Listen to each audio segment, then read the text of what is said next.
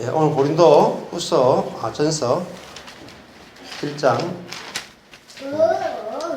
30절 31절 같이 봤습니다.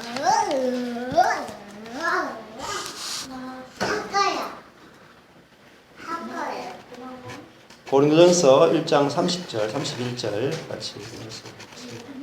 같이 짧으니까 같이 교독하겠습니다. 같이 함께 봉독하겠습니다. 시작. 너희는 하나님께로부터 나서 그리스도 예수 안에 있고 예수는 하나님께로 나와서 우리에게 지혜와 의로움과 거룩함과 구속함이 되셨으니 기록된 바 자랑하는 자는 주 안에서 자랑하라 함과 같게 하려 함이니라. 아멘. 고린도전서 이제 1장 30절은 암기해 놓으시는 게 좋아요. 너무너무 중요한 말씀이라서 같이 한번 따라 해볼까요? 너희는 하나님께로부터 나서 그리스도 예수 안에 있고 예수는 하나님께로서 나와서 우리에게 지혜와 의로움과 거룩함과 구속함이 되셨으니 아멘. 네, 1장 30절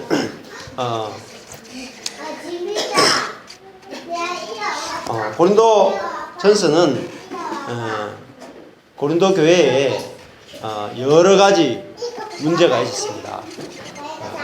근데 그 여러 가지 문제를 해결하는데 제일 먼저 나오는 게 분쟁의 문제였습니다. 그리고 그 분쟁의 문제를 해결하기 위해서 십자가에 못 박힌 그리스도를 제시를 했습니다. 그러면은 우리 인생도 인생에 많은 문제들이 있습니다. 근데 그 많은 문제는 다 추려보면은 다 무슨 문제냐면 분쟁의 문제라고. 분쟁. 즉 다른 말로 하면은 분쟁이라고 하는 것은 누가 크냐 하는 문제라는 것입니다. 그래서 우리는 누가 크냐 이 문제를 들고 나오지 않고 뭘 들고 나오느냐, 누가 옳으냐 그르냐 이렇게 생각을 하죠. 그래서 누가 옳으냐 그르냐 가지고 싸우면은 절대로 싸움이 끝나지 않습니다. 자, 그래서 부부가 싸우면은 누가 옳으냐 싸우는데 끝나는 거 봤습니까? 양말을 어디에 둬야 돼요?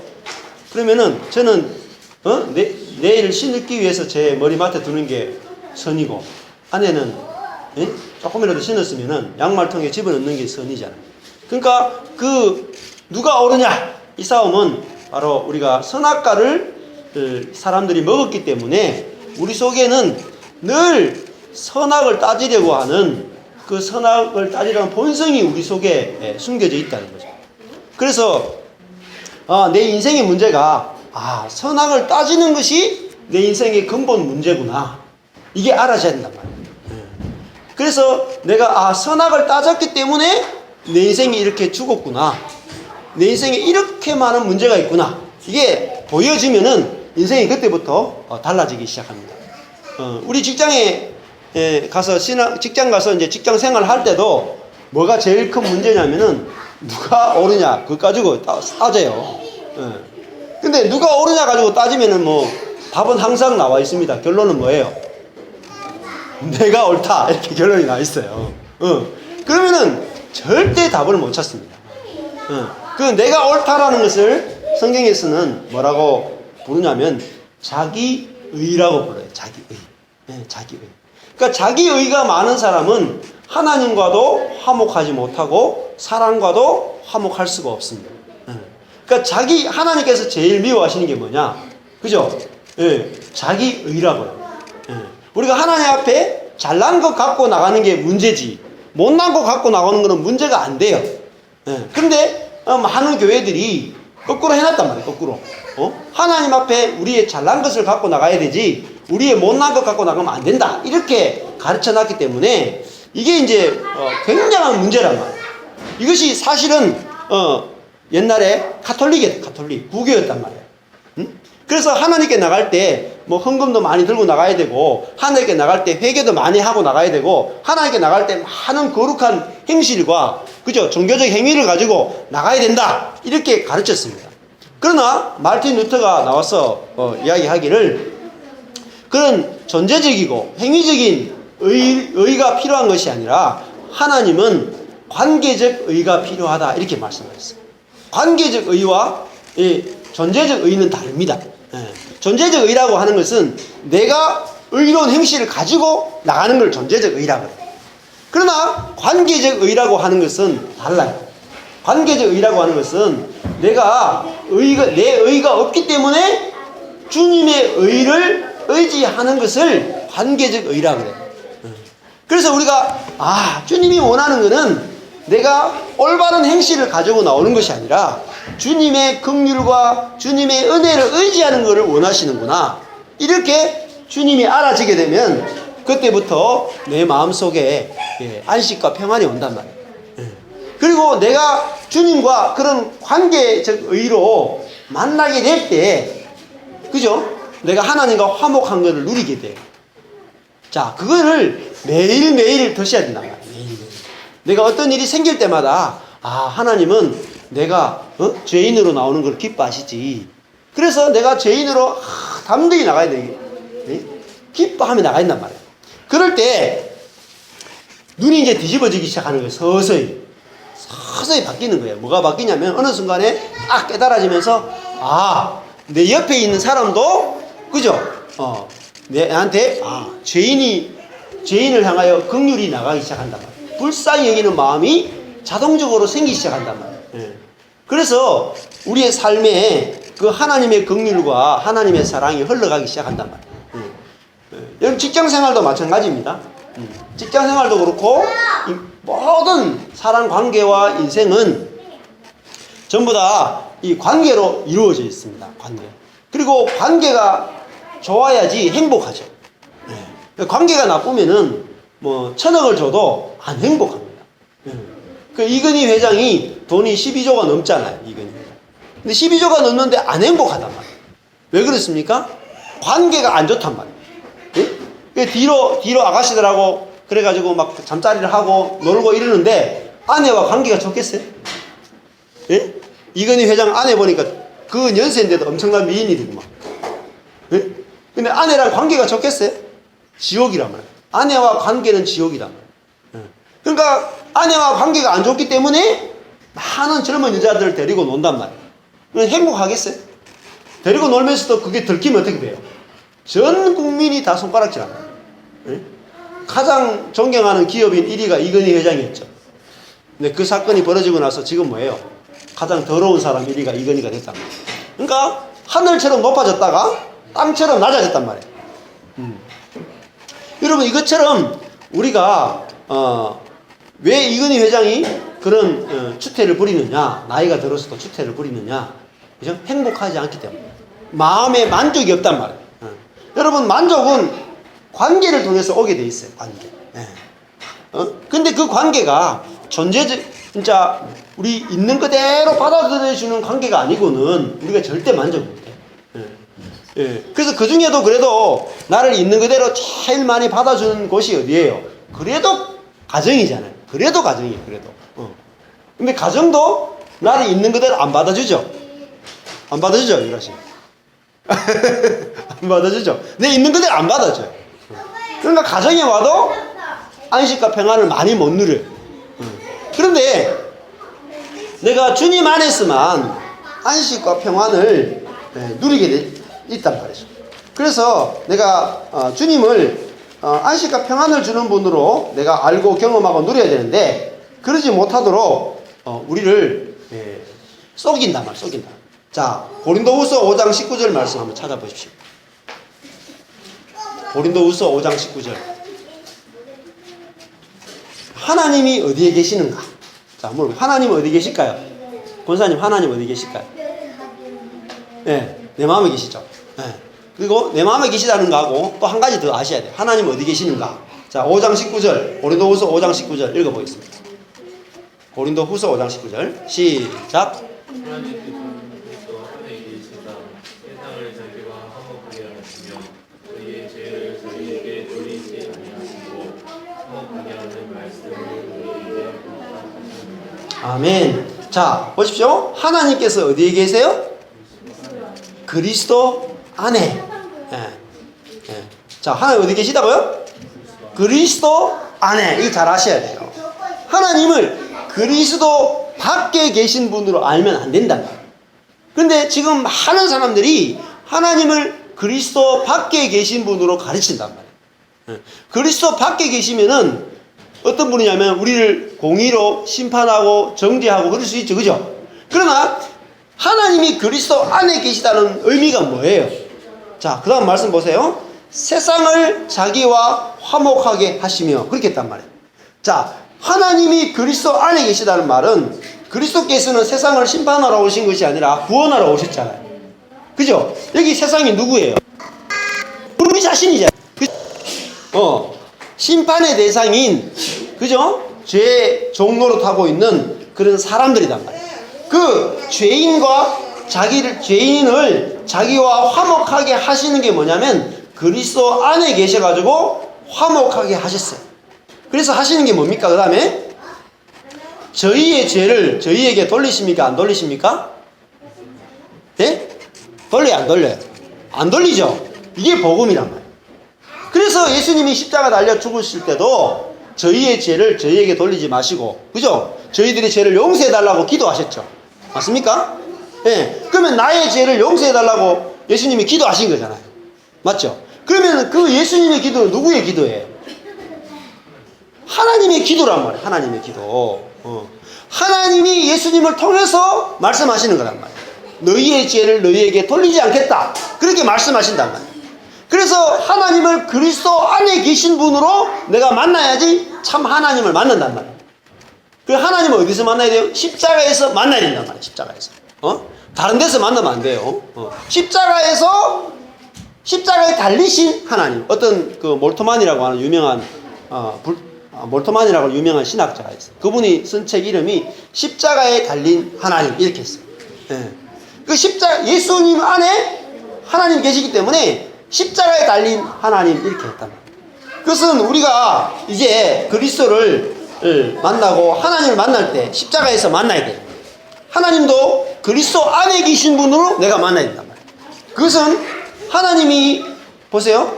하나님과 우리를 화목하게 하기를 원하신단 말이에요. 그래서 화목하게 하려면 어떻게 돼야 돼요? 내 죄를 나에게 돌리지 않아야지 하나님과 내가 화목하겠죠. 그죠? 그래서 이미 하나님과 내가 화목하게 된 줄로 믿습니다. 예, 그리스도 안에 계신 분이기 때문에 하나님이 그리스도 밖에 계신 분이 아니라 그리스도 안에 계셔가지고 나와 이미 화목하게 하셨단 말이에요. 자, 하나님과 내가 화목해야지 내가 뭘 할 수 있어요? 화목하게 하는 말씀을 우리에게 부탁하셨죠. 그럼 내가 다른 사람과 뭐 할 수 있어요? 화목할 수 있단 말이에요. 화목할 수 있어요. 내가 다른 사람과 화목하려면은 내가 먼저 하나님과 화목이 되어야 된단 말이에요. 그죠? 자, 그러면은 그거를 위에 보세요. 18절에 보시면은 이렇게 했어요. 그 위에 보시면은 18절 제일 위에 보면은 저가 그리스도로 말미암아 우리를 자기와 어떻게 했어요? 화목하게 하셨죠. 또 화목하게 되었기 때문에 우리에게 무슨 직책을 주셨어요? 화목하게 하는 직책을 주셨단 말이에요. 이것이 신약의 그리스도인들이 해야 될 유일한 일이에요. 일. 저와 여러분이 와서 막 예배 열심히 참석하고, 그죠? 헌금 많이 하고, 그죠? 봉사 열심히 하고, 금식하고, 기도하고, 큐티하고, 이게 우리가 해야 될 일이 아니에요. 우리가 해야 될 일은 뭐예요? 화목하게 하는 일이 우리의 일이란 말이에요. 화목하게 하는 일. 내가 하나님과 먼저 화목이 돼야 되고 화목을 누려야 돼. 그래야지 다른 사람과 화목할 수 있단 말이에요. 그래서 우리에게 주어진 일은 화목하게 하는 일이에요. 자, 화목하게 하려면 뭐가 없어야 돼요? 선악을 판단하는 게 없어야 된다. 하나님이 선악을 우리를 보시고 선악을 판단하셨어요? 안 하셨어요? 안 하셨죠? 하나님이 우리의 죄를 우리에게 돌리지 않으셨잖아요. 즉 우리를 선악으로 판단하지 않으셨단 말이에요. 우리를 받아주셨단 말이에요. 그래서 내가 정말로 받아진 것을 누려야 된단 말이에요. 내가 이미 다 받아들여졌구나. 그럴 때 나도 누군가를 이제 받아주는 은혜가 내 속에서 생겨나고 흘러가기 시작한단 말이에요. 자, 이 화목하게 하는 사람이 뭐냐? 화목하게 하는 직책을 받은 사람을 뭐라고 불러요? 17절로 다시 돌아가 보세요. 17절로 올라가면 이 화목하게 하는 직책을 받은 사람, 그리고 하나님과 화목한 사람을 뭐라고 불러요? 그런즉 누구든지 그리스도 안에 있으면 뭐라 그래요? 새로운 피조물이라. 이게 새로운 피조물이라고. 하나님과 화목하게 된 사람. 네. 그리스도 안에 계신 하나님을 아는 사람. 그래서 늘 하나님과 그 화목을 누리고 너무너무 그 화목이 좋아서, 그죠? 다른 사람에게도 그 화목하게 하는 말씀을 전하는 사람. 그리스도 안에 계신 하나님을 전하고, 또 그 그리스도 안에 계신 하나님을 전하려면 내가 그 사람하고 뭐 어떻게 돼야 돼요? 화목이 돼야 된단 말이에요. 그 사람하고. 그 사람하고 화목이 돼야지, 그죠? 그리스도 안에 계신 하나님을 우리가 전할 수 있단 말이에요. 이것이 새로운 피조물이다. 자, 이전 것은 지나갔어요. 이전 것이 뭡니까? 구약이죠. 구약. 그죠? 구약의 율법을 따라서 살던 그것이 끝나버렸고, 이제는 새 것이 되었어요. 이제는 은혜 아래 우리가 살게 되었단 말이에요. 그래서 17절에 우리가 누구든지 그리스도 안에 있으면, 우리도 이제 그리스도 안에 있어요. 네, 그리스도 안에. 자, 재밌는 것이 17절하고 19절에 보면은 누가 그리스도 안에 있습니까? 예? 네. 자, 여기 보면은 17절에는 누구든지 그리스도 안에 있죠. 그죠? 그리고 19절에 보면은 누가 그리스도 안에 있어요? 하나님이 그리스도 안에 있다. 그러면 그리스도라는 분은 뭐냐면은 하나님과 죄인과 사람과 하나님이 만나는 곳이 어디냐면 그리스도란 말이에요. 그리스도 안에서 하나님과 사람이 만나서 화목할 수 있단 말이에요. 다른 곳에서는 절대 화목이 안 돼. 사람과 사람도 절대 화목이 안 돼. 그리스도 안에서만 하나님과 사람이 화목되고, 그리스도 안에서만 사람과 사람이 화목되어진단 말이에요. 그래서 그리스도는 하나님과 사람이 만나는 만남의 장소예요. 만남의 집이란 말이에요. 성전이란 말이에요.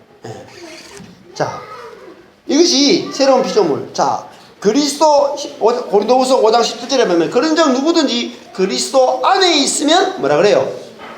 새로운 피조물이다. 이 말은 새롭다는 말은 이전에 없던 거라는 거예요. 그러니까 자, 그리스도는 우리를 뭐로 만드냐면은 새로운 창조물로 만드신단 말이에요. 우리를 예수 믿고 죄 용서받는 그 수준이 아니라 우리를 새로운 창조물로 만들어 버린단 말이에요. 우리를 완전히 다른 창조물로 만든단 말이에요. 그것은 이제 우리가 이전 것은 지나갔다 그래요. 이전 것은 지나갔다. 지나갔습니까? 안 지나갔습니까? 지나갔죠? 근데 많은 사람들이 이전 것은 안 지나갔대요. 아직까지. 안 지나갔는 거예요. 구약이나 신약이나 뭐 별반 다름이 없다.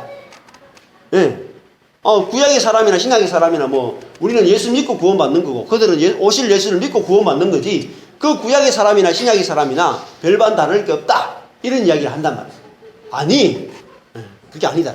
구약 때는, 그죠? 그들이 새로운 피조물이 되지 못했어. 즉, 다른 말 하면은 그들이 죄로부터 해방되지 못했단 말이에요.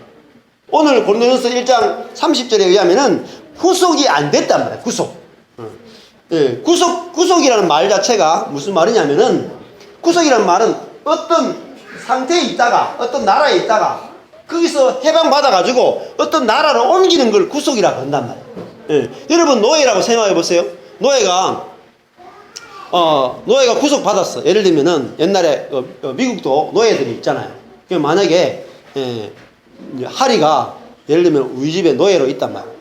노예가 있는데 우리 집에서는 계속 노예 살이를 해야 된단 말이야.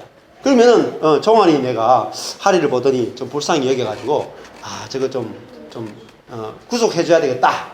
그래가지고 돈을 우리 집에다 두는 거야. 값을 치렀어. 값을 치렀는데 하리가 너무너무 좋아하는 거야. 나를 위해서 대가를 치루어서 너무너무 감사합니다. 야, 내가 이제 다 용서받았습니다. 근데 살기는 어디 살아? 우리 집에 살아. 여전히 종노릇해. 그럼 구속 받은 거야, 안 받은 거야? 안 받았어요. 구속이라고 하는 것은 어떤 나라에서 끌어내서 다른 나라로 옮기는 걸 구속이라고 한단 말이야. 즉, 그죠? 죄와 사망의 권세에서 끌어내가지고 사랑의 아들의 나라로 옮기는 걸 구속이라 그런단 말이에요. 자, 말씀을 한번 보시면은 골로새서 1장 14절 한번 보십시오. 골로새서 1장 14절. 골로새서 1장 14절.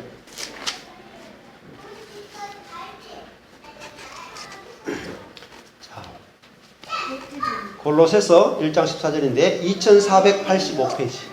2485페이지. 천천히 하십시오. 2485페이지.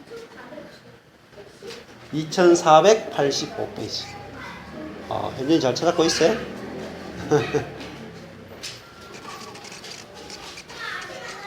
(2485페이지) 자, 구속이라는 말과 죄사함이라는 말을 같이 썼어요. 그죠?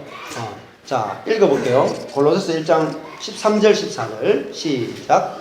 그가 우리를 흑암의 권세에서 건져내사 그의 사랑의 아들의 나라로 옮기셨으니 그 아들 안에서 우리가 구속 곧 죄사함을 얻었도다. 아멘. 여기 보면은 자, 구속이 뭐냐면은 다른 말로 하면은 해방이라 해방.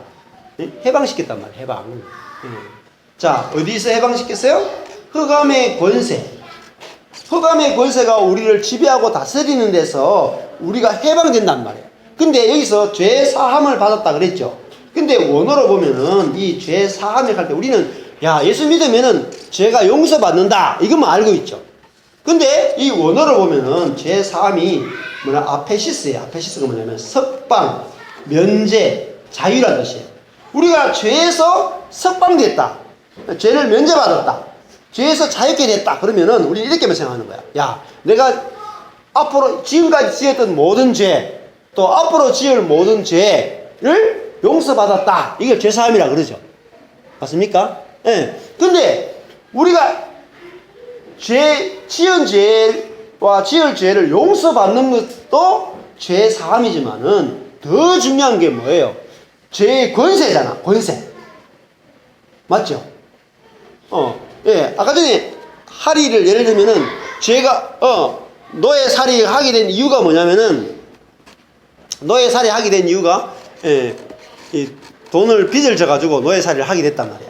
근데 빚을 다 갚았는데도 여전히 우리 집에 있다면은 이거는 그죠? 죄사함이 아니단 말이야. 그러면은 여기서 죄사함이라고 앞에는 13절에서는 흑암의 권세에서 이렇게 했잖아. 그죠? 권세라는 말은 지배받는다는 뜻이죠. 맞죠? 노예살이 한단 말이야. 흑암의 노예살이를 했단 말이야. 흑암의 노예살이에서 건져내는 것을 구속이라고 한단 말이야. 예? 죄의 지배 아래서 죄를 못 이기고 죄의 종노릇하는 그 상태에서 옮겨가지고 사랑의 아들의 나라로 옮겼단 말이야. 그러면은 이 나라는 사랑이 지배하는 나라죠. 맞죠? 그리고 아들의 나라잖아요. 사랑의 아들의 나라. 그러면은 사랑이 이제 우리를 지배하기 때문에 우리 속에서 이제 뭐가 나옵니까? 사랑이 나온단 말이에요. 당연히. 우리 속에서 내 안에 없던 그 사랑이 나오는 나라로 옮기셨단 말이에요. 그래서 그 아들 안에서 우리가 구속, 해방, 곧 죄 석방을 얻었다. 이게. 죄에서 자유케 되었다. 이거를 예수님이 하신 일이란 말이에요. 그래서 우리가 이 구속이란 말도 새롭게 봐야 된다. 새롭게. 우리를 죄의 지배와 권세로부터 예수님이 우리를 자유케 해주기 위해서 오셨단 말이에요. 이거를 구원이라고 합니다. 구원. 자, 마태복음에 한번 보십시오. 마태복음 가볼게요.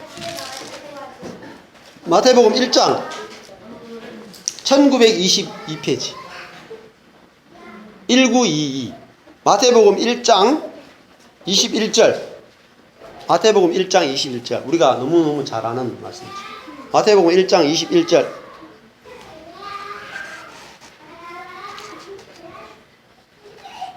마태복음 1장 21절 같이 읽겠습니다. 시작.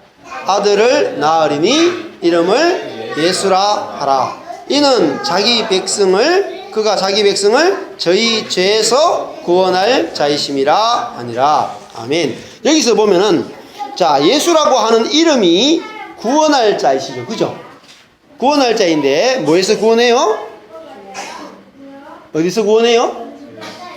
죄에서 구원하죠. 자, 근데 이거를 읽으면서도 잘 몰라요. 죄에서 구원한다. 자, 그가 자기 백성의 죄를 용서할 자다. 이렇게 했어요? 아니죠. 예. 그가 자기 백성을 저희의 죄에서, 있죠? 그러니까 죄에서라는 말이 아포인데, 에서라는 말이 아포인데, 뭐냐면은 어떤 그 속에 들어있다가, 그죠? 거기서 구출되는 게 말이에요. 구출. 죄의 지배를 받고 있다가 구출당하는 것을 죄에서 구원할 자다. 이렇게 말해요. 그러면 예를 들면 이런 의미입니다.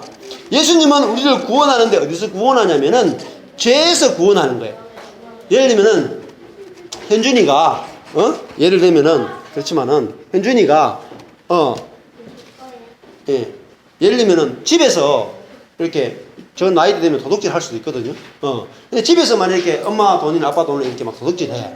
자, 그러면은 구출할 필요는 없죠. 안 그래요? 집에 있잖아, 집에. 집에 있으니까 그냥 그거 이야기 잘 하고 나서 용서해 주면 되잖아. 그죠? 그건 용서만 하면 돼. 죄 용서만 하면 돼. 근데 지금 인간의 상태가 어디냐면은 현준이가 집에서 도둑질 하는 게 아니고 유괴돼 가지고 어디냐면은 깡패 집단에 들어가 있단 말이야. 자, 깡패 집단에 들어가 가지고 거기서 막 도둑질을 해요. 그럼 어떻게 됩니까? 자, 현준이가 깡패 속으로 들어가서 깡패들이에서 두들겨 맞으면서 도둑질을 해. 그러면은 자, 현준이가 도둑질한 거 용서만 하면 돼요? 예, 용서가 중요한 게 아니죠.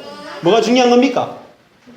그 깡패 속으로서 구출해내는 게 더 중요하잖아요. 그러면은 우리 인생의 문제를 예수님께서 우리를 죄에서 구원한다는 말이 무슨 말이냐면은 우리가 지었던 모든 죄를 용서한다. 이 개념도 있지만은 이 개념보다 더 중요한 것은 여기서 말하는 것, 죄의 권세에서, 죄의 그 깡패에서 우리를 구출해내는 거예요. 그래서 죄의 지배 아래에서 건져내서 우리를 이제는 뭐의 지배 아래? 하나님 당신의 지배 아래. 그죠? 하나님의 생명의 지배 아래로 우리를 옮기는 것을 구원이라 한단 말이에요. 이게 진짜 구원이지. 이 구원이 없으면은, 그죠? 어때요? 이 구원이 없으면은 뭐가 없냐면은 그리스도인의 삶이 없단 말이에요. 지금 교회의 문제는 이거예요. 예수를 믿고 죄 용서는 다 받았는데 여전히 깡패 밑에 있는, 깡패 밑에. 죄라고 하는 깡패 밑에 있는 거야. 그럼 깡패가 막 공격하고 깡패가 막 때리고 이러면은 내가 깡패 밑에서 나와야지. 아무리 노력해도 현준이가 깡패 밑에서 나올 수 있습니까? 못 나와요. 예수님이 우리의 죄를 용서만 해줘가지고는 인생에 답이 없어요. 그 깡패 속으로서 건져내가지고 예수님이 직접 우리를 지배하고 다스리고 우리의 생명이 되어줘야지 우리 인생에 답이 있는 거죠. 자, 그래서 예수님이 우리의 구원자가 되신단 말이에요. 자, 그래서 오늘 고린도전서 1장 30절의 말씀이 무슨 말이냐면은, 자, 예수는 우리에게 뭐가 되셨어요?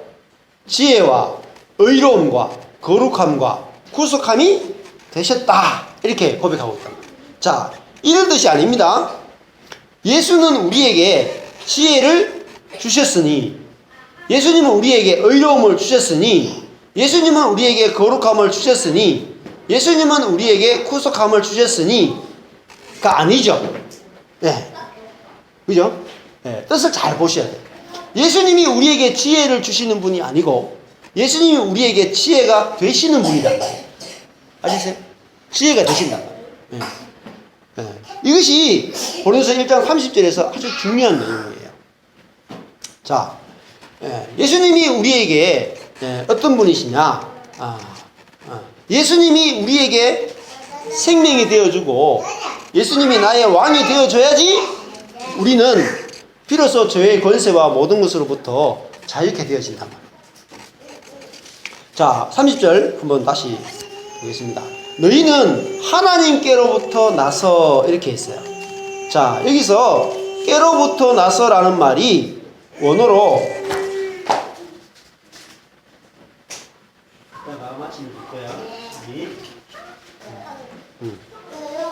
너희는 하나님께로부터 나서 이렇게 했어요. 깨로부터 나서가 뭐냐면 원어로 아포예요. 아포. 즉 다른 말 하면은 하나님 속에서 나왔다는 거예요. 네. 아포라는 말은 다른 말 하면은 현진이는 누구 안에서 나왔어요? 예? 어디 안에서 나왔어? 엄마 뱃속에서 나왔죠. 마찬가지로 아포라는 것은 우리가 하나님에게서 났다는 말이야. 나왔단 말이야. 나왔다. 아포라는 말은 그 속에서 나왔다는 말이야. 그 다른 말이 출생했다는 말이죠. 그러면은 이거는 보통의 말이 아니에요. 그죠? 이러면 안 돼.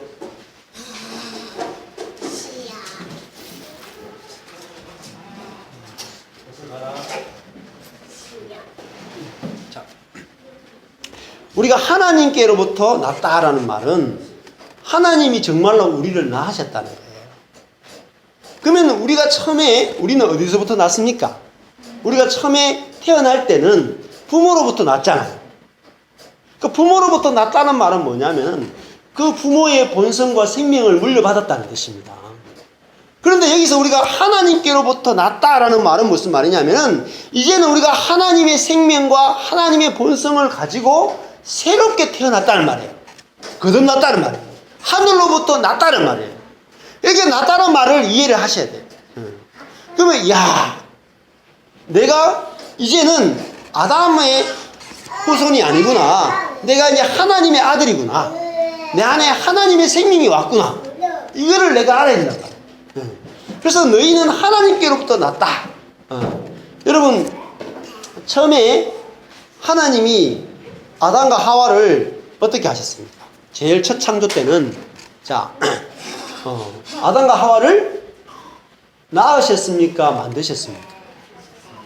처음에는 만드셨죠. 그죠? 처음에는 먼지를 가지고 사람을 만드셨어요. 자, 만들었기 때문에 아직 하나님의 생명과 하나님의 본성으로 못 살아요. 그래서 아담과 하와에게 생명나무 열매를 먹어야 된다라고 하신 거예요.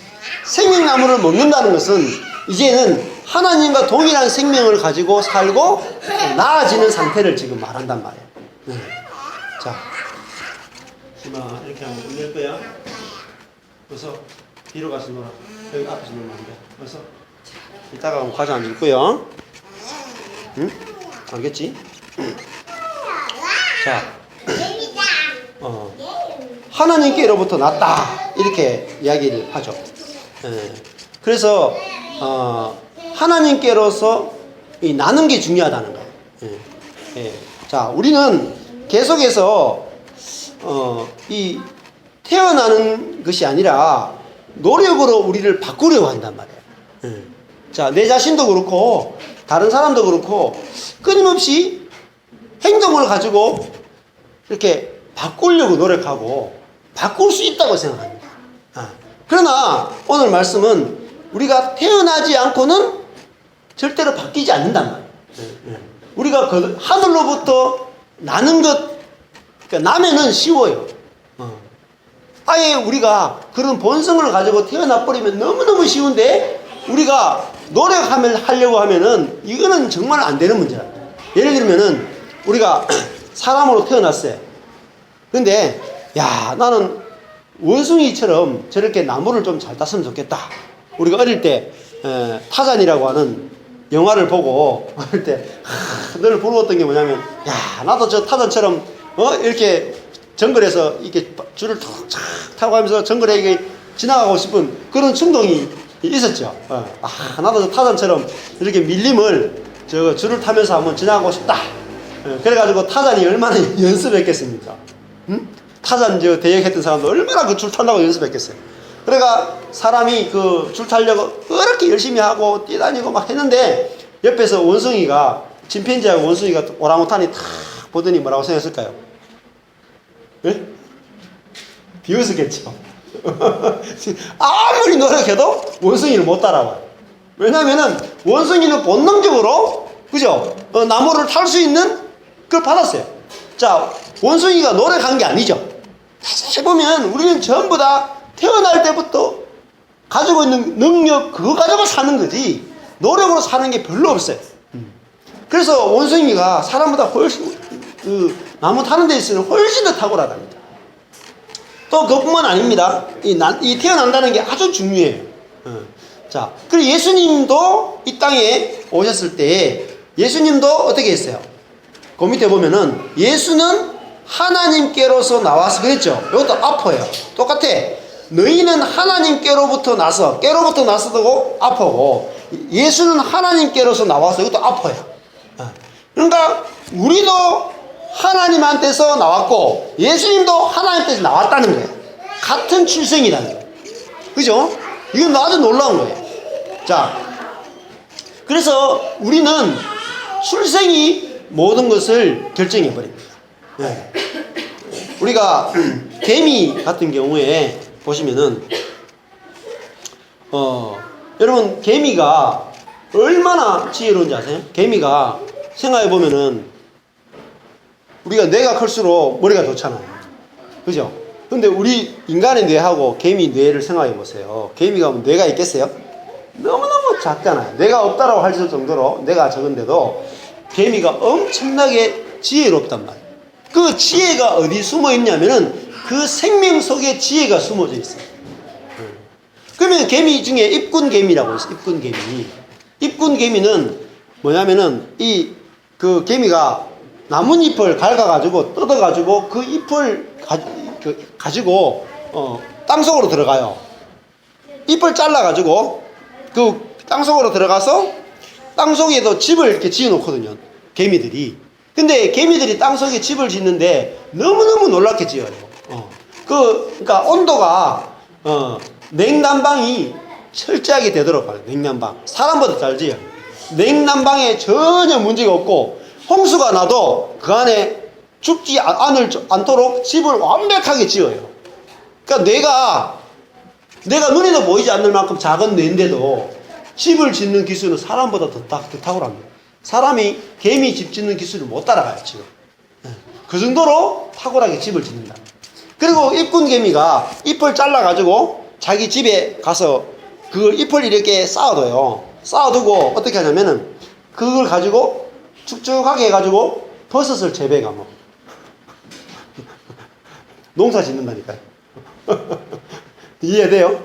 그 멍청한 개미가 버섯을 재배해서 먹는다니까. 여러분 중에 나가서 버섯 재배해 먹을 수 있는 능력 있는 사람 있어요, 중에? 없죠? 사람이면서 대학까지 나왔는데 버섯 재배 못해. 근데 개미는 태어나자마자 버섯을 재배해서 먹을 수 있는 뭐죠? 지혜가 어디 들어있어요? 그 속에 생명 속에 지혜가 들어있단 말이에요. 생명 속에. 여기 오늘도 예수가 우리에게 뭐가 돼요? 첫 번째 지혜가 됐다 그러죠. 예수가 우리에게 지혜가 됐다는 말은 예수님이 내 안에 들어오면은 그 예수의 생명 자체 속에 뭐가 들어있냐면 지혜가 들어있단 말이에요. 생명 안에 지혜가 들어있어요. 예수가 내 안에 생명으로 들어오면은 그 생명 자체에 낮아지고자 하는 본성이 들어있단 말이에요. 예? 사랑하고 긍휼히 여기는 본성이 들어있단 말이에요. 그 본성으로 살게 되는 거예요. 우리가 자연을 자세히 보면 이런 너무너무 놀라운 일이 많아요. 여러분, 그 입군개미가 또 더 재밌는 일이 우리나라에 그 입군개미를 이렇게 이 플라스틱으로 가지고 이렇게 만들어 놓고 그걸 그대로 가져와 가지고 투명한 그 플라스틱 안에 입군개미들을 이렇게 다니는 통로까지 다 만들어가 재현해놔 놓고 입군개미 연구하는 사람이 있어요. 우리나라 화학자인데, 유명한 과학자인데. 근데 입군개미를 다 이렇게 보더니 뭘 봤냐니까 입군개미가 잎을 이렇게 들고 가요. 이렇게 막 들고 가는데 한 놈은 일 안 하고 이 나뭇잎 위에 올라타가지고 룰루랄락 하면서 막 가는 놈이 있는 거야. 그래가지고 야, 저 신기한 놈이다. 어떻게 누구는 왜 어떤 개미는 잎을 열심히 들고 막 가는데 어떤 개미는 그 위에 올라타가지고 놀면서 저렇게 가느냐.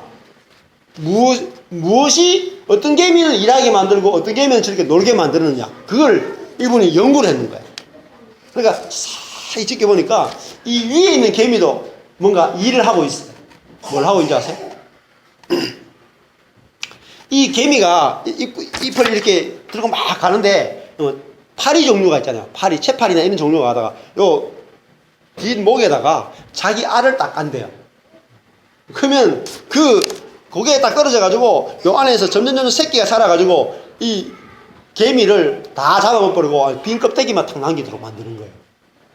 그러니까 그걸 막기 위해서 잎 위에 또 다른 개미가 올라타가지고 그 채파리를 막고 머리 좋죠? 어마어마하게 머리가 좋다니까요. 근데 그 지혜가 어디서 나와요? 그 개미의 생명에서 자동적으로 나온다고. 자동적으로. 여러분 우리가 그래서 하나님은 우리 하나님께로부터 나서, 그러니까 다른 말은 우리의 생명을 바꾼단 말이에요. 무슨 생명으로? 사람의 생명에서 우리 속에 이제 그리스도의 생명으로 하나님의 생명을 우리에게 줬단 말이에요. 하나님의 생명을 우리에게 주므로 그 생명 안에서 자동적으로 지혜가 나오도록 하는 것이 하나님의 해결책이다. 그래서 우리가 오는 시대의 생명, 영생을 우리가 받아서 그 생명 가지고 살도록 만드셨단 말이에요. 이것이 예수가 우리에게 생명이 되신다는 뜻이에요. 그래서 예수가 우리에게 생명이 됐다는 말을 오늘 고린도서 1장 30절에서는 예수가 우리에게 뭐가 됐어요? 지혜가 되셨다는 거예요. 지혜. 자, 예수님이 생명이 우리에게 오면 그 생명 안에 지혜가 들어있어요. 여러분 벌도 얼마나 놀라운지 아세요? 벌도 집을 짓는데 육각형으로 이렇게 다 해가지고 집을 짓는데 집이 어마어마하게 튼튼하거든요. 그러고 냉난방도 다 돼요. 벌도. 사람도 냉난방 하려고 하면은 지금 저희 예배당도 여름 되면은 요 앞부분까지는 냉방이 되는데 요 뒷부분은 지금 뒤에 전기가 나가지고 지금 안 돼. 선이 제대로 안 돼가. 뒤에 냉방이 안 돼. 근데 요 위에 저 안에 지금 냉방 저 안에 한 개 들어있고 여기 하나 들어있거든요. 근데 이 냉방 하려고 그래도 저 뒤쪽에 있는 에어컨 들고 있는데 에어컨도 떼가지고 이거 갖다 놓으면요 에어컨 도는데 물이 빠져가지고 또 물 빠진 구멍을 또 이렇게 호스를 연결해야 돼. 보통 일이 아니라니까요. 냉난방 처리하는 것만 해도. 근데 벌은 집을 지어놓고 냉난방이 다 돼. 근데 벌이 또 놀라운 것이요. 벌이 태어날 때 다 똑같이 태어난대요. 뭐 여왕벌이나 일벌이나 병정 벌이나 다 똑같이 태어난다는 거예요. 신기하죠? 다르게 태어난 게 아니대요. 근데 똑같이 태어났는데 벌들이 어떻게 하냐면은 벌집을 지을 때 여왕벌이 살 수 있는 방을 크게 짓는데, 그리고 그 다음에 병정벌들이 사는 집은 좀 더 작게 했죠. 그 다음에 일벌이 사는 집은 쪼매나게 죠. 그래가지고 이 일벌들이 다니다가 그 알이 생기죠. 여왕벌이 알을 까잖아요. 그러면은 그 알을 어느 방에 집어넣느냐에 따라서 일벌이 되느냐, 병정벌이 되느냐, 여왕벌이 되느냐 결정이 됩니다. 신기하죠? 그거 어떻게 알겠어요? 벌이. 그래서 그러면 이 일벌은 쪼만하게 자라게 돼 있고 병정벌은 또 몸집이 막 일벌보다 한 2배로 크게 져요. 여왕벌은 더 크고. 그것들을 그 안에서 벌들이 수많은 벌들이 막 뱅뱅 다니는데 다 질서가 있다면 질서. 또 벌 한 마리가 쫙 가가지고 그 꽃에서 있잖아요. 꽃에서 꿀을 딱 발견하고 나면은 신호를 보내는 거예요. 여기 꽃이 딱 하면은 또 벌들이 자기들 신호 받아가지고 그걸 탁 와가지고 가서 또 저축하는 거예요. 여러분 그 벌들이 그렇게 미물이고 아주 조그만하고 내도 없는데 어떻게 그런 지혜가 있습니까? 생명 속에 지혜를 담아놨다. 생명 속에. 즉 우리가요 그러면은 내가 지혜로워질 필요가 없는 거예요. 야, 내가 지혜로워지려고 하면 안 되고 내 안에 예수라고 하는 분의 생명이 오면은 그 예수 생명 속에 그 지혜가 다 들어있다니까요. 어떻게 살고 어떻게 집을 짓고 어떻게 사람과 관계 맺고 하는 모든 지혜가 예수의 생명 안에 다 들어있는 거예요. 그래서 우리가 예수 한 분이면 된다는 거예요. 그 의미. 예수 한 분이 나에게 생명으로 오게 되면은 내 삶 자체가 그 생명으로 움직이기 때문에 그 생명의 지혜로 움직인단 말이에요. 그래서 우리가 조금 더 부족함이 없어지는 거예요. 그런데 사람들은 뭐라고 생각하냐면은 끊임없이 생명을 바꾸는 것이 아니라 내가 공부해서 지혜로워지기 위해서 끊임없이 노력하고 있단 말이에요. 우리가 성경만 하더라도 그래요. 우리가 성경에서 가장 지혜의 책이다 그러면 잠언이죠. 잠언. 잠언이 가장 지혜를 말해주는 책입니다. 근데 자, 우리가 지혜롭게 되기 위해서 우리도 그렇지만 어릴 때 잠언이 31장까지 있으니까 잠언을 하루에 한 장씩 열심히 읽고 묵상하면 지혜로워진다 이래가지고 열심히 또 잠언을 묵상해요. 근데 어떤 치과 의사분이 있었는데 이분이 지혜로워지고 싶어가지고 잠언을 열심히 읽고 묵상하고 암기까지 다 했어. 근데 얼마 있지 않아가 이혼했대요. 왜 그렇죠? 우리가 지식이 많아지는 것이 지혜가 아니다. 지혜는 어디서 나와요? 생명에서 나온다. 생명. 자동으로 나온다고요. 우리가 인간의 생명 자체는 지혜롭지 못해요. 지혜가 없다고요. 그러니까 그리스도가 나에게 생명으로 찾아와야지 정말 지혜로워지는데, 지혜라고 하는 게 뭐냐면은, 그죠? 내 자신이 어리석다라는 것을 인정하는 것을 지혜라고 합니다. 여러분, 잠언에서 여호와를 경외함이 지식의 근본이다 그래요. 그 지혜의 근본이란 말이 머리단 말이에요. 케팔라. 머리단 말이에요. 여호와를 경외하는 것이 지혜란 말이에요. 우리가 똑똑해지는 것을 지혜라 그러지 않아요. 똑똑해지는 걸 성경은 멍청하다 그러다니까요. 우리가 공부도 많이 하고 똑똑하고 뭐 일을 어떻게 하고 잘하고 이거는 지혜롭다 그러지 않아요. 그건 멍청하다 그래요. 성경에서는. 성경에서 지혜롭다 하는 건 딱 하나밖에 없어요. 여호와를 자기가 정말 멍청한 걸 알고 여호와를 의뢰하는 것을 지혜롭다 그러는 거예요. 그 지혜의 개념이 딱 내 안에 분명해야 돼. 그래서 내가 멍청한 거 아는 사람은요, 자기를 신뢰하지 않습니다. 그래서 잠언의 말씀 보면은 자기 마음을 신뢰하는 자는 어리석은 자다 이렇게 말해요. 자기 마음을 신뢰하면 안 돼. 여러분, 우리가 하나님을 신뢰하는 것이 지혜이지 자기를 신뢰하는 것은 어리석음이란 말이야. 그런데 우리는 끊임없이 자기를 신뢰해. 왜? 나의 생명 자체는 어리석단 말이에요. 얼마나 어리석어요. 내 일도 모르면서 온갖 걱정을 다 하잖아요. 얼마나 어리석어요. 근데 내 일도 모르면서 온갖 내일 일을 바꾸지도 못해. 알 수 없는 정도가 아니라 바꾸지를 못해. 한국도 지금 지진이 뭐 8까지도 날 수도 있다, 이런 가능성을 이야기하잖아요. 지진이 1에, 그러니까 5에서 6으로 넘어가는데 1 차이가 300배 차이 난다. 흔들림이 300배로 는다 하대요. 그러니까 5에서 6, 6에서 7. 근데 그게 진도 1이 그 앞에 300배 정도인가? 그만큼 크대요, 강도가. 그러니까 우리나라는 원전 이런 것들이 7 정도의 지진이 견디도록 설계되어 있는데 8이 났다 그러면은 원전이 깨지는 게 문제가 아니고, 원전이 깨지기 전에 7 나면은 집들이 다 무너집니다. 원전은 볼 필요가 없대. 원전 깨지는 거 걱정하지 말고 집이 일단 먼저 다 무너지니까 원전 걱정하지 말래. 집보다는 원전이 더 강하게 잘 지어졌어. 그러니까 원전 걱정하지 말고 그냥 다 죽고 나서 원전 터질 거니까 원전 걱정하지 말래. 그러니까 걱정하지 마세요. 알겠죠? 근데 사람이 어리석단 말이야. 정말 어리석단 말이야. 내일 일을 모를 뿐더러 내일 일을 바꾸지도 못하면서 온갖 걱정을 다 하고 온갖 대책을 다 세운단 말이야. 근데 우리가 하나님 앞에, 하나님 저는 어리석습니다. 그죠? 인정하는 것을 지혜다. 그러면 하나님이 나에게 지혜가 되어주시죠. 하나님이 나의 지혜가 되어주시죠. 그걸 지혜롭다고 하는 거예요. 마찬가지입니다.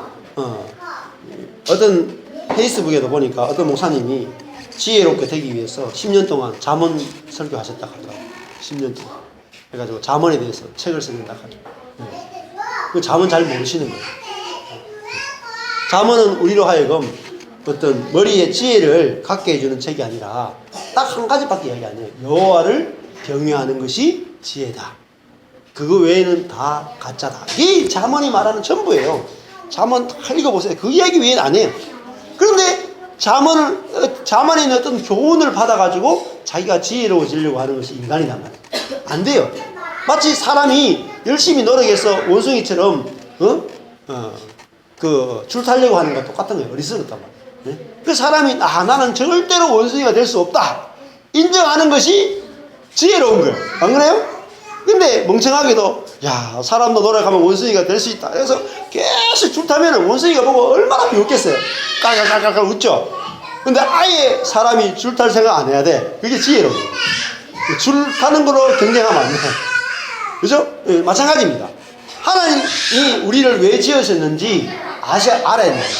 우리를 그런 것을 위해 지은 것이 아니라 사람의 영광은 하나님을 나타내는 그거를 위해서 우리를 지으셨다.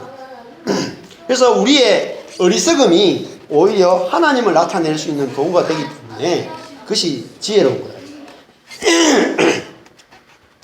거예요. 여러분 우리는 이렇게 오늘 고린도전서 30절에 너희는 하나님께로부터 나서 또 예수는 하나님께로부터 나와서 이게 태어나는 게 중요하다는 거예요. 출생이. 우리가 다른 생명으로 태어나야지 우리가 달라지지 노력으로 바뀌지 않는다는 말이에요. 우리가 유교도 보면 그래요. 우리나라가 조선왕조 500년 동안에 유교를 우리가 숭상을 했습니다. 그죠? 그 유교는 뭐냐면은 성인 군자를 만드는 교육이죠. 500년 동안 노력해서 성인 군자를 만들기 위해서 500년을 노력했습니다. 자, 500년 노력했으면 우리나라 사람들이 다 뭐가 돼야 돼요? 네? 성인 군자가 돼 있어야 되죠. 근데 성인 군자가 된 것이 아니라 500년 동안 누가 오르냐 가지고 당쟁만 500년 동안 했어요. 그러다가 어떻게 됐어요? 세국 정책을 쓰다가 그죠? 우리가 옳다 이렇게 하다가 서양의 문물을 빨리 안 받아들여 가지고 우리나라 어떻게 됐어요? 가난하게 됐다. 네. 그런데 일본은 일본 사람들은 우리나라 사람보다 더 똑똑하지 못했어요. 근데 일본 사람들은 배를 만들어 가지고 멀리 서양까지 막 가기 시작했어요. 가보니까 자기가 얼마나 어리석은지 알겠는 거예요. 총 하나 못 만들고, 그죠? 너무너무 자기 일본 민족이 어리석다는 걸 알게 됐어요.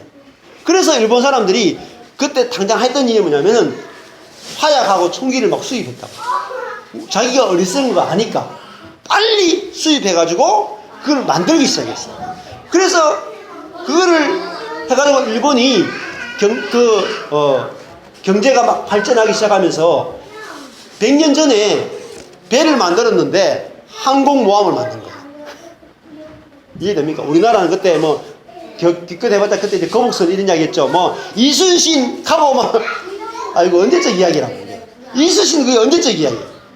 이순신 이후에 이제 우리나라 1900년대에 딱 들어오면은 거북선 내놓지도 못합니다. 왜? 일본의 항공모함 한 대만 타고 와도 우리나라 전부 다 배 다 박살나요. 그때 거북선 때 좋았죠. 그 이후에는 완전히 그냥 그 조각배가 똑같다고. 대결이 안 돼요. 그래서 일본이 그 세계대전을 벌일 때 바닷가에 이렇게 배를 이렇게 정박을 해놨다고. 군함들을 보니까요 어마어마해요. 어마어마한 군함들을 배에 다 이렇게 정박해 놔놓고 그때 미국하고 전쟁부터도 지지 않을 정도로 자신감이 있었어요. 미국하고. 그러니까 미국하고 우리 이길 수 있다. 그래가지고 대동아 전쟁을 벌인 거예요. 그래서 아시아 전체를 중국, 뭐 인도, 뭐 필리핀 모든 나라를 다 일본화 시키겠다. 그 정도로 자신감 있게 했는 나라가 일본이에요. 그러니까 비교해보면 우리나라와 비교도 안 돼요. 그때 우리나라 뭐 독립한다? 꿈도 꾸지 마세요. 옛날에 뭐 독립군들 뭐 이렇게 대단하다고 하죠. 대단한 거 하나도 없어요. 절대 독립 못해요. 미국이 아니고는 절대 독립이 안 됐어요. 근데 그 이유가 뭡니까? 우리가 똑똑하다고 생각한 거예요. 함정이 빠져. 그러니까 계속 중국만 숭상했죠. 근데 중국이 어떻게 됐어요? 영국이나 다른 나라한테 완전히 잡아먹겠잖아요. 그런데도 불구하고 우리는 쇄국 정책을 쓰다가 너무너무 늦었단 말이에요. 지금도 일본 따라가려면 한참 걸린단 말이에요. 지금도 차이 많이 나요. 그렇게 된 많은 이유들이 우리가 우리 자신이 똑똑하다고 생각했기 때문에 오히려 함정이 빠졌단 말이에요. 그래서 우리도 마찬가지입니다. 인생을 살면서 뭐가 제일 문제인 줄 아세요? 내가 똑똑하다는 게 문제. 인생은요, 내가 어리석은 것 알면은 그때부터 지혜로워진다. 주님, 나는 어리석습니다. 나는 그래서 하나님이 나의 지혜가 되어 주셔야 됩니다. 이러면은 그때부터 정말로 지혜로워지는 거예요. 그걸 지혜롭다고. 그 사람은 염려가 없습니다. 근심이 없습니다. 똑똑한데 근심이 많아요. 그래서 똑똑한 사람들이 근심이 없을 것 같죠? 근심 많습니다. 정말 근심 많아요. 그래서 우리 자행도 이렇게 주변에 보면 똑똑하거든요. 똑똑한 사람들이 미래를 대비한다고 엄청나게 고생해요. 근데 저는 멍청하기 때문에 이제 내가 멍청한 걸 알았어요. 그래가지고 미래를 대비 안 해요. 뭐 미래를 대비할 게 뭐 있어요? 대비할 수도 없고 해서도 안 되고 주님이 내 미래고 주님이 내 미래를 다 책임지는데 내가 왜 그걸 준비하겠어요? 준비할 필요가 없어요. 미래를. 주님이 다 예배하고 계신다니까. 때가 되면 다 나타나고. 그러니까 멍청한데 행복하잖아요. 여러분 바보만큼 행복한 사람이 없어요. 우리는 바보 보면서 저 바보 저거 어떻게 사나 하지만은 바보는 늘 다니면서 늘 웃어. 우리 1층에 있는 아저씨가 조금 이렇게 지능이 좀 떨어지거든. 근데 그 아저씨는요, 늘 행복해. 내가 행복하지 않은 적을 거의 본 적이 없어. 아침에 자전거 타고 나가는 거야. 나이도 40대쯤 될 거예요. 근데 좀 젊어 보이는데 하여튼 그 나이가 많아요. 많은데도 여기는 지능이 한 80, 90 되겠나? 85, 90 되겠나? 90 정도 될 것 같아. 근데 막 아침에 되면 자전거 타고 나가는 거야. 온 산을 돌아다니면서 놀다가 여가 보면 저 반야월에 가면 반야월 시장에 가 있고 저기가 있으면 가서 만난다니까. 저기 가면 뭐 영대하는 가 있고 막 어디 가면 계속 만나는 거예요. 근데 늘 놀러 다녀. 그 나이에 일 안 하는데 늘 놀러 다녀. 근데 그 부모님은요, 막 아버지가 막 병원으로 쓰러지고 엄마도 좀 암 걸리고 막 그래가지고 죽어나는 거예요. 근데 아들은 행복해. 좀 모자라야 돼요. 그래서 오늘 고린도전서에서도 그죠? 우리가 미련하고 약한 것이 오히려 지혜로운 것이다 이렇게 말하는 거예요. 근데 우리는 너무 똑똑해. 너무 능력이 있어. 그것이 우리를 하여금 수많은 하나님을 떠나게 만들고 스트레스가 되게 한단 말이에요.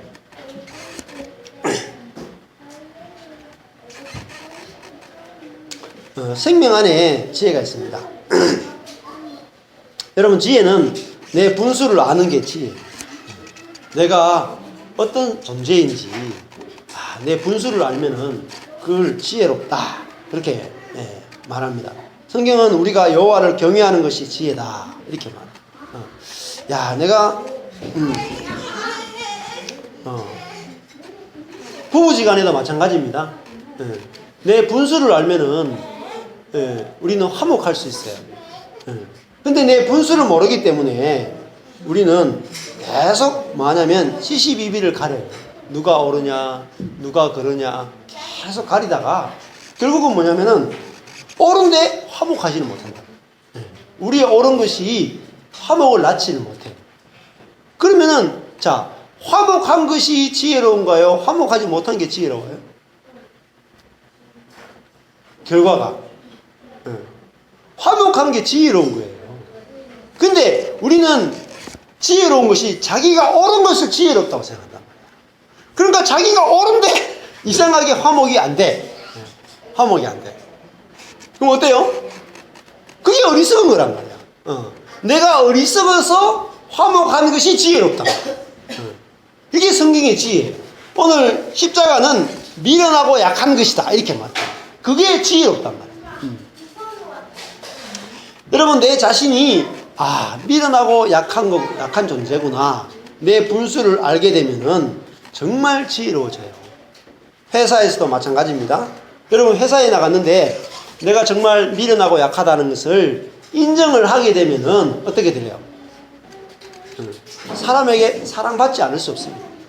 내가 윗사람한테 사랑받지 않을 수 없고 아래 사람이건 옆에 사람이건 다 사랑받게 돼요. 내가 미련하다 약하다라는 걸 인정하게 되면은 관계가 좋아지게 된단 말이에요. 반드시. 네. 여러분 이 모든 인간의 문제는 선악을 아는 지식의 열매를 먹음으로 인간의 모든 문제가 오게 됐습니다. 그렇다는 말은 무슨 말이냐면은 인간이 선악을 아는 지식을 가졌게 됐다는 거죠. 즉 다른 말은 뭡니까? 똑똑해졌다는 거예요. 선악을 아는 지식을 가졌다는 말은 인간이 똑똑해졌다는 거예요. 자, 인간이 똑똑해진 것이 인간의 문제란 말이에요. 이게 보셔야 돼요. 인간이 똑똑해진 것이 문제지 어리석은 것은 전혀 문제가 안 돼요. 그래서 나도 내가 인생에 문제가 생기는 곳을 자세히 들여다보면은 내가 똑똑하다고 하는 곳에서 다 문제가 생깁니다. 똑똑가 빠졌거든요, 우리는. 예, 시어머니도 마찬가지예요. 시어머니가 며느리 할 때도 시어머니가 똑똑하면 좋아요?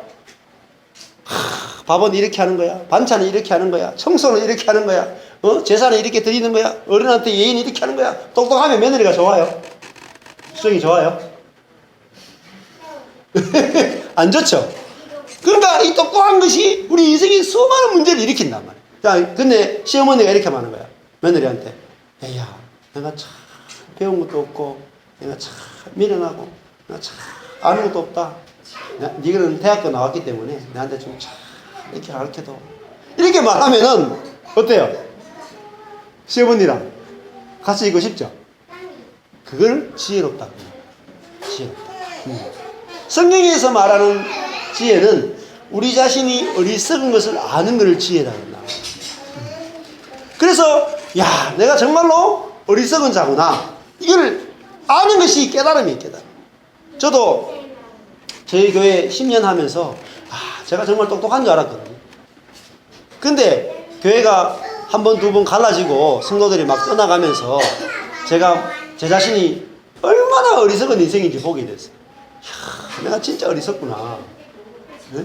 내가 미래를 전혀 모르고 전혀 대비할 수 없는 정말로 어리석고 정말 한심하고 정말 능력 없는 목사구나. 이걸 보게 됐어요. 근데 그걸 딱 보는 순간에 뭐가 돼요? 내가 정말로 지혜가 없구나 하는 순간에 예수님이 지혜구나 인정하게 되어지고 내가 어리석다는 걸 인정하는 순간에 다르게 보이는 거예요. 다르게. 내가 모른다는 사실이 그리고 미래에 대해서 내가 모르기 때문에 미래를 걱정 안 하게 됐어요. 내가 똑똑하다고 생각할 때는 미래를 생각하고 대비하고 준비하고 이렇게 했죠. 똑똑하니까. 근데 내가 미련하다고 생각하니까 나는 미래를 전혀 모른다. 그러니까 아예 미래를 생각도 하지 않게 되고 염려도 하지 않고 걱정도 하지 않게 됐단 말이에요. 이게 역설이 숨어 있어요. 역설이. 그래서 하나님은 우리를 어디로 이끄시냐면은 내가 미련함을 아는 자리로 이끄신단 말이에요. 이걸 은혜라고 해요. 내가 얼마나 미련한지를 보이신단 말이에요. 계속해서 내 머리를 가지고 막 해결책을 찾고 써보지만은 안 돼.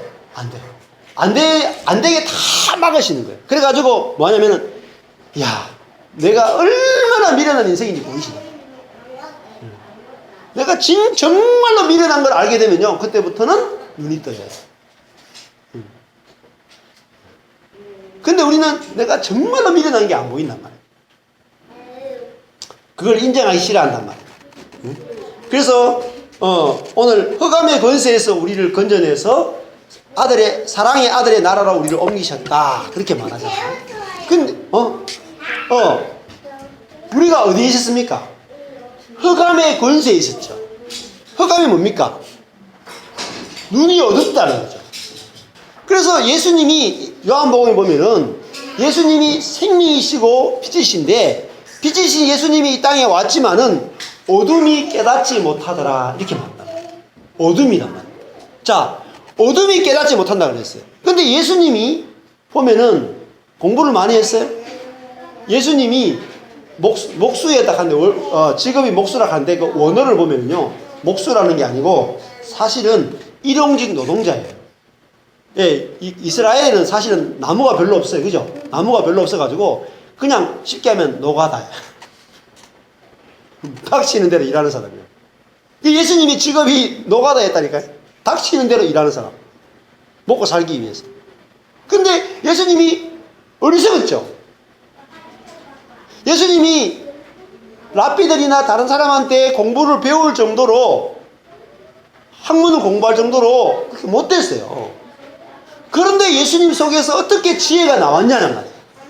그것은 예수님이 똑똑했기 때문이 아니라 예수님 자신이 어리석고 미련한 자로서 이 땅에 오셨기 때문에 하나님을 절대적으로 의뢰할 수밖에 없는 사람으로 오셨단 말이에요. 그게 예수님을 온전하단 말이에요. 근데 우리는 자꾸 예수님을 하나님으로만 생각해요. 여러분, 예수님을 하나님으로만 생각하는 이상은요, 예수님 잘 몰라요. 근데 예수님이 이 땅에 사람으로 오셨는데, 어떤 사람으로 오셨냐니까, 노가다로 오셨단 말이에요. 어리석은 자로, 미련한 자로 오셨단 말이에요. 그러니까, 자기는 하나님을 생명으로 취해서, 하나님으로 인해서, 하나님을 절대 의존하며 사신 분이 바로 예수님입니다. 그러니까, 예수님이 속에서 나오는 지혜는 바리새인과 서기관들이 말하는 지혜와 완전히 다른 지혜가 나왔다. 완전히 딴 이야기 하는 거예요. 도저히 알아들을 수 없는 이야기예요. 하늘의 것을 이야기했단 말이에요. 마찬가지입니다. 우리가 하나님께서 우리를 낮추시고 또 더 내려갈 자리가 없도록 우리를 낮출 수 있습니다. 알았어. 그래서 낮아지고 내가 어리석어지면 더 이상 내려갈 곳이 없기 때문에 그때 다른 세계가 보이기 시작해요. 정말 부끄러움도 없어져요. 그리고 내가 정말로 어리석은 자이다. 이게 확실하게 깨달음이 오셔요. 왜냐하면은 똑똑한데 화목하지 못합니다. 똑똑한데 나의 똑똑함이 화목을 깨뜨린단 말이에요. 그래서 제가 아내하고 20년 정도 살았는데 제가 똑똑할 때는 아내가 똑똑할 때는 늘 불협화음이 있더라고요. 근데 이제 하도 많이 깨지다 보니까 아내가 무슨 말하면 그래 내가 이렇지 뭐 내가 늘 실수하지 뭐 이렇게 인정이 되니까 좀 이렇게 쉬워져요. 그래서 여보 당신이 뭐 이야기하면 내가 어리석지 뭐 내가 뭐 똑똑하나 그걸 인정하니까 마음이 빨리 평온해져요. 평온해지고 전에는 아내가 뭐 하면은 말은 못하는데 속에서 부글부글 끓는 거예요. 이렇게 부글부글. 왜? 내가 똑똑하다고 생각하기 때문에. 내가 똑똑하다고 생각하기 때문에 부글부글 끓어. 근데 내가 참 어리석구나 이렇게 생각하니까 부글부글 끓지가 않아. 내가 어리석은 걸 인정해야 되겠어. 자, 그래서 오늘도 고린도서 1장 31절에 기록된 바 자랑하는 자는 주 안에서 자랑하라 함과 같게 하려 합니다. 주 안에서 자랑한다는 말은 주만 자랑한다는 말이고 또 내 그 연약함을 자랑한다는 개념이에요. 자, 거기 보면은 인용 구절이 있죠. 예? 예레미야 9장 23절 24절을 한번 찾아보겠습니다. 예레미야 9장 23절 24절. 예레미야 9장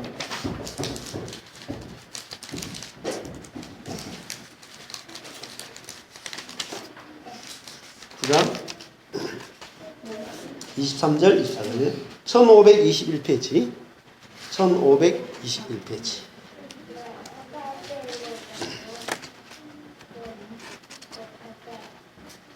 자, 찾았으면 읽겠습니다. 예레미야 9장 23절 1521페이지 1521페이지 예레미야 9장 23절 24절 읽겠습니다.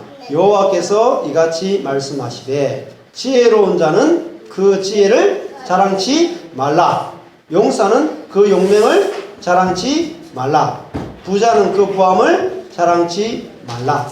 자랑하는 자는 이것으로 자랑할지니 곧 명철하여 나를 아는 것과 나 여호와는 인애와 공평과 정직을 땅에 행하는 자인 줄 깨닫는 것이라. 나는 이 일을 기뻐하노라. 여호와의 아니라. 아멘.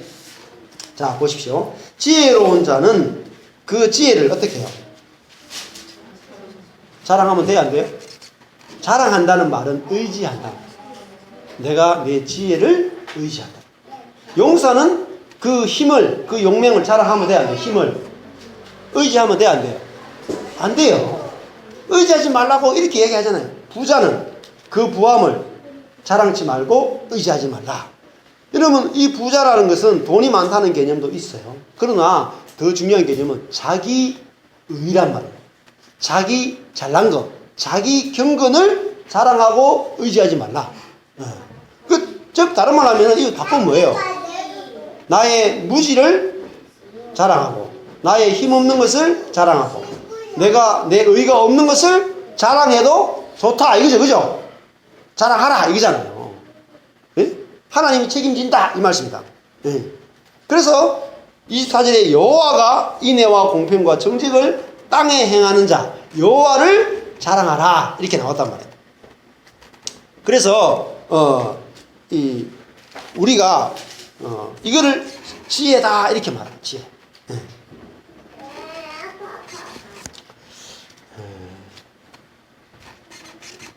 이 말씀을 마무리를 좀 하겠습니다. 예수는 하나님께로부터 오신 분이고 우리도 하나님께로부터 태어났어요. 그리고 이제는 우리가 그리스도 예수 안에 있다. 오늘 이걸 많이 이야기 못했는데 그리스도 예수 안에 있다라는 말과 반대말이 뭐 있어요? 아담 안에 있다. 아담 안에. 네. 반대말을 잘 생각하세요. 그리스도 예수 안에 있다는 말은 아담 안에 있다는 말과 반대말이에요. 이제는 우리가 그리스도 안에 있다는 말은 이제는 새로운 피조물이 되었단 말이에요. 그래서 이제는 새로운 생명을 가지고 살 수 있는 그런 존재로 우리가 변화됐단 말이에요.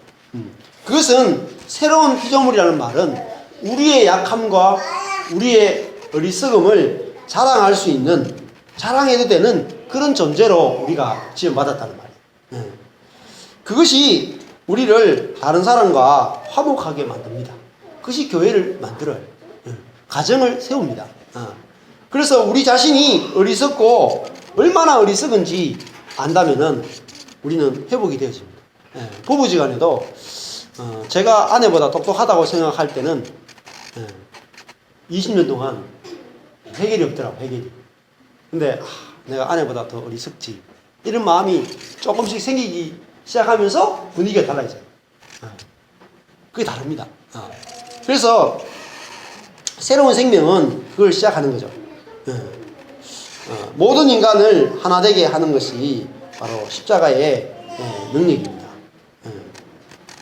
자, 그래서 잠언에도 보면은 지혜를 뭐라고 부르냐면은 사람을 얻는 것이 지혜다 이렇게 말했어요. 지혜로운 사람을 얻는다. 사람을 얻으려면 어떻게 해야 돼? 내가 어리석다는 것을 인정을 해야지 사람을 얻을 수 있어요.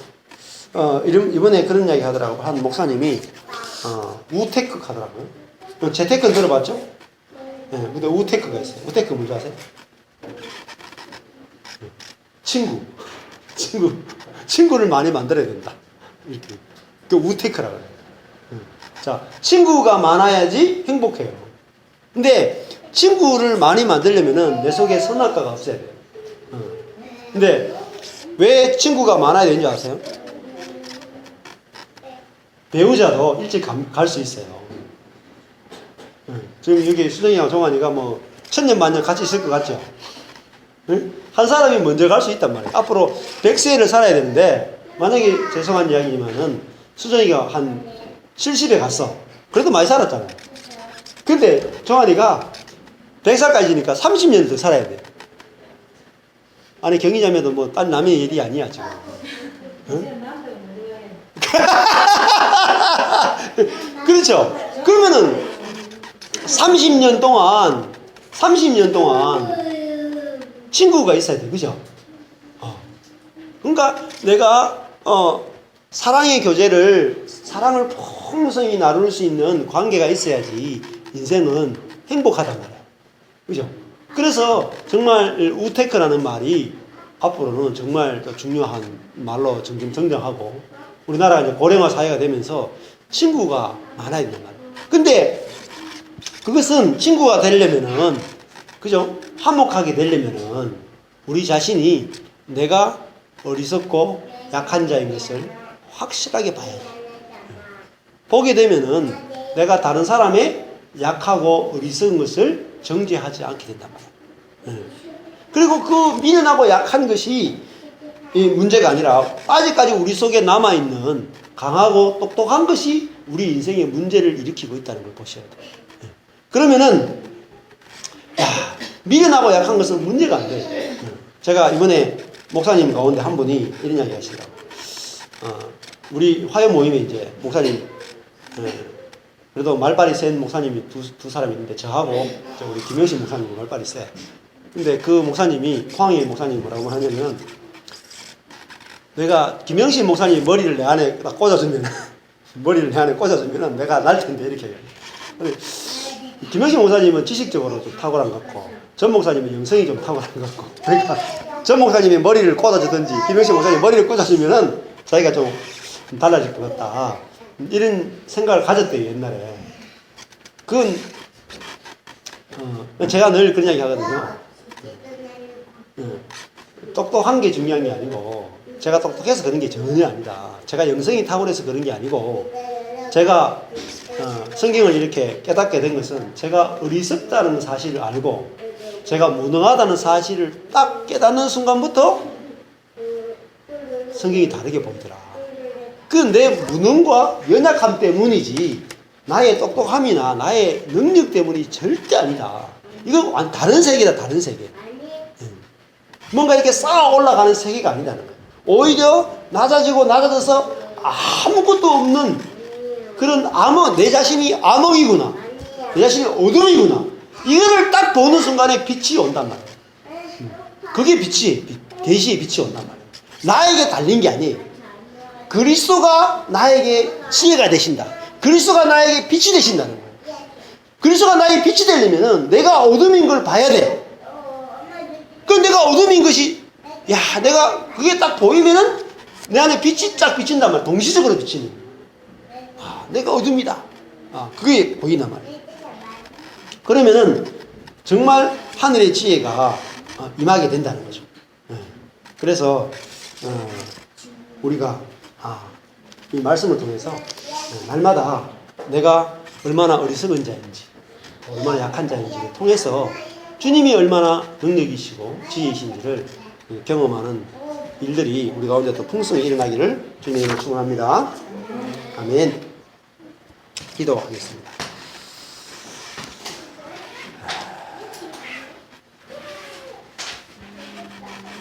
하나님 아버지,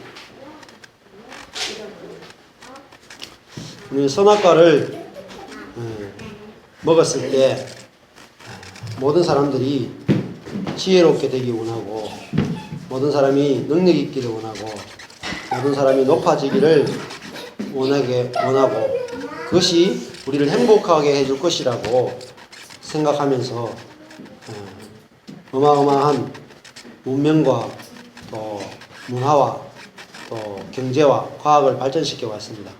그러나 사람은 조금도 변하지 않았고, 그 속에는 참 미련함들이 가득하고 여전히 서로 죽이고 죽는 그런 일들만 가득하게 되었습니다. 그러나 주님께서는 이 땅에 사람으로 오셔서 미련하고 약하게 되셔서 십자가에 죽으심으로 인간이 얼마나 미련하고 연약한 존재인지, 그것이 인간의 분수이고 그 분수를 인정할 때에 부활의 세계가 열린다는 사실을 우리에게 몸소 보여주신 것을 감사합니다.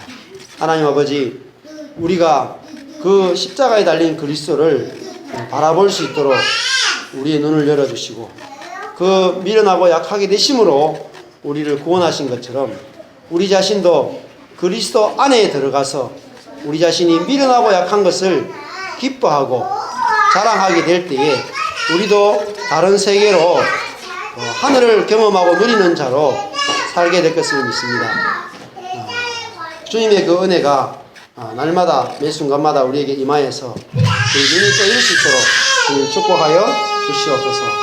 지금은 우리 주 예수 그리스도의 은혜와 하나님의 사랑하심과 성령님의 교통하심이 모든 성도들 머리 위에 영원토록 함께 있을지어다. 아멘.